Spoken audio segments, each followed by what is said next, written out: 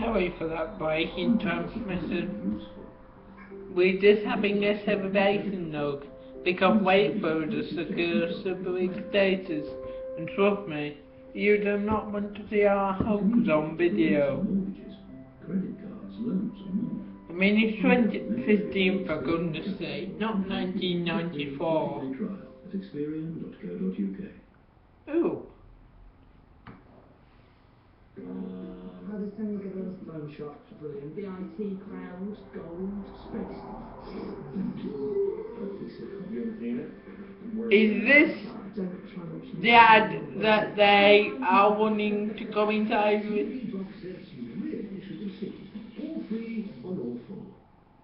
With the sitcom thing?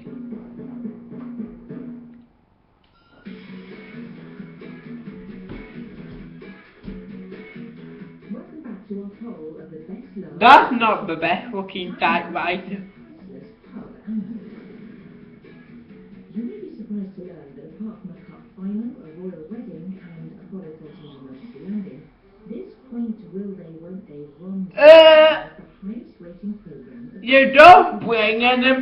There may have been a reason for that. Okay, so a 10-week ITV strike on its first run meant there wasn't much else on, but Nah. the 3 whole series to see snobbish widow Audrey Forbes-Hamilton losing her stately home and eventually heart to debonair Richard de Vere. You have this absolutely. It's Mr. de Vere of Cavendish Rooms. Oh, the caterers. And that I love how they put an IBA card over the title. The very article written for her. If somebody doesn't serve me in a minute, I'll help myself. I liked that slight conflict between Peter Bowles' character, Oh dear. and Penelope Keith sort of owned money, and not quite approving of him really. What a shame with your background, are you? No, I'm proud of it. Why borrow mine? Your background's perfectly presentable for you. Peter Bowles is gloriously sexy. Very funny.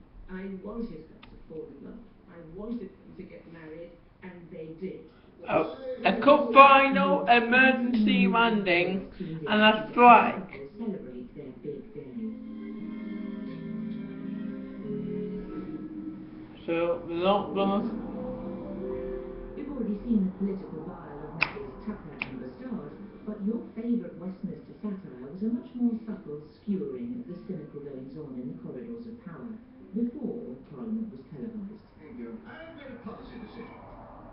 I'm going to... So this is not counting West.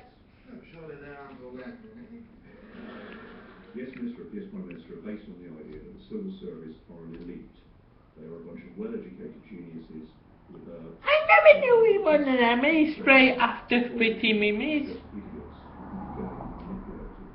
Each week saw a power play between well-intentioned titular minister Jim Hacker and his manipulative cabinet secretary Sahar Appleby, refereed ineffectually by private secretary Sir Bernard Woolley. Brilliant words, truthfulness, fabulous actors who just threw it into the air and went gone after that. It was such a joy. It used to have me sort of collapsing on the couch. I know exactly. What's happened to Mr. The Wilson? is read by people who think they run the country. The Guardian is read by people who think they ought to run the country. The Times is read by the people who actually do run the country. The Daily Mail is read by the wives of the people who run the country. Prime Minister, what about the people who read The Sun? Solely is don't care who runs the country as long as she's got big tits.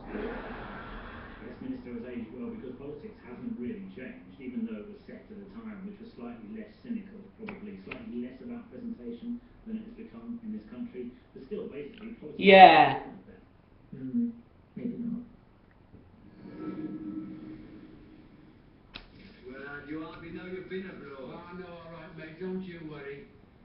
She never have done in Barrow and Furnace what she did in Clossendale now. These two guys, they work in a factory, they live in houses with outside lavatories, they go to the pub and they chase girls. That's it, that's their life. Thank you very much. And I was 18 and 19. I was a life of that. I like to think I was rich if I had 2 quid in my pocket. I like it, that's what it was. Never heard of him. We first met Bob and Terry, the working class Geordies, in the mid-60s 60s when they were as thick as thieves. But it was the 70s sequel, where Bob had moved on and Terry was still stuck in the past, that became a vote-winning classic.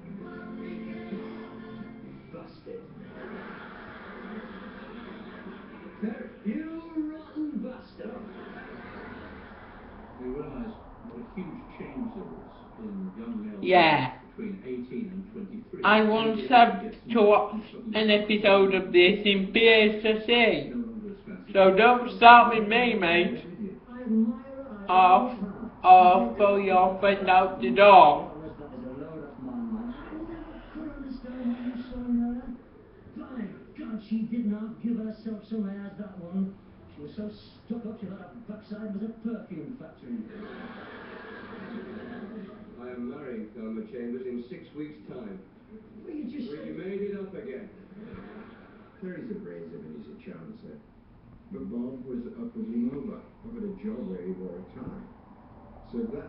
Yeah, poets were the only good thing they ever did. Mother the other day showed very well, all right. Not to speak to, like, just through the car window. What's that car? I haven't just got the window.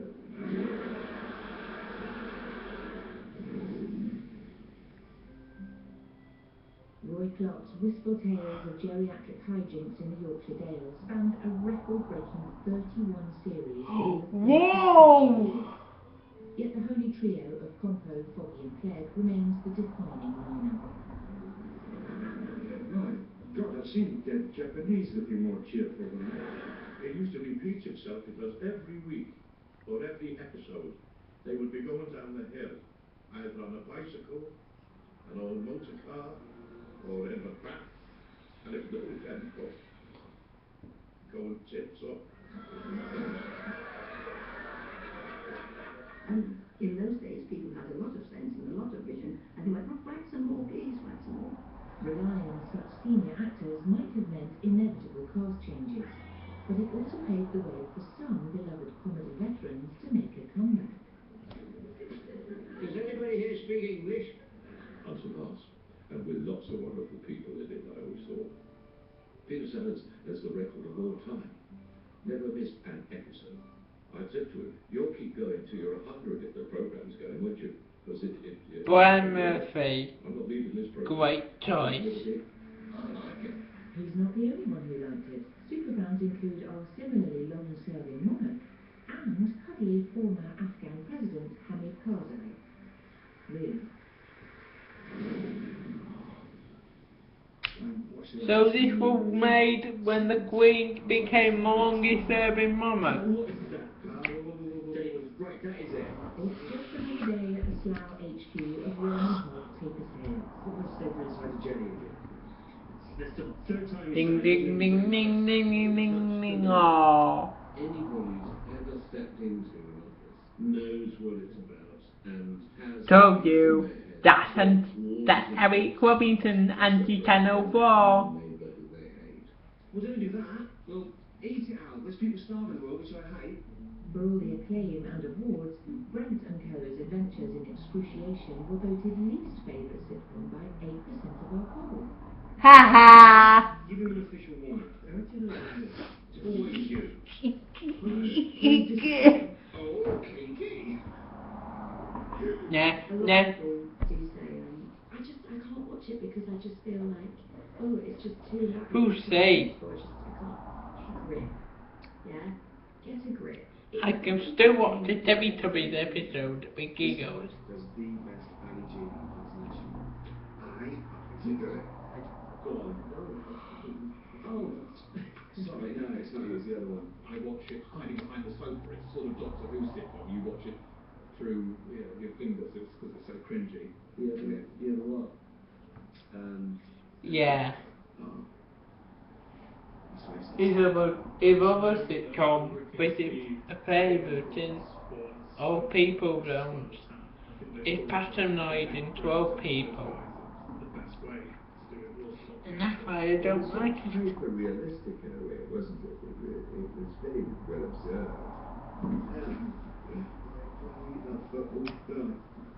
Service line, lager, vodka and coke.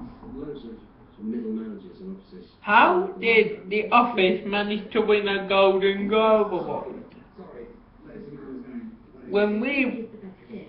You end up enjoying the present. So I went from winning the Canadian Film Award for carrying her sisters to the Golden Globe for The Office. What a couple of years that was. The Man About the House became even more popular than the original. It followed a mismatched couple's move from council flats in leafy upmarket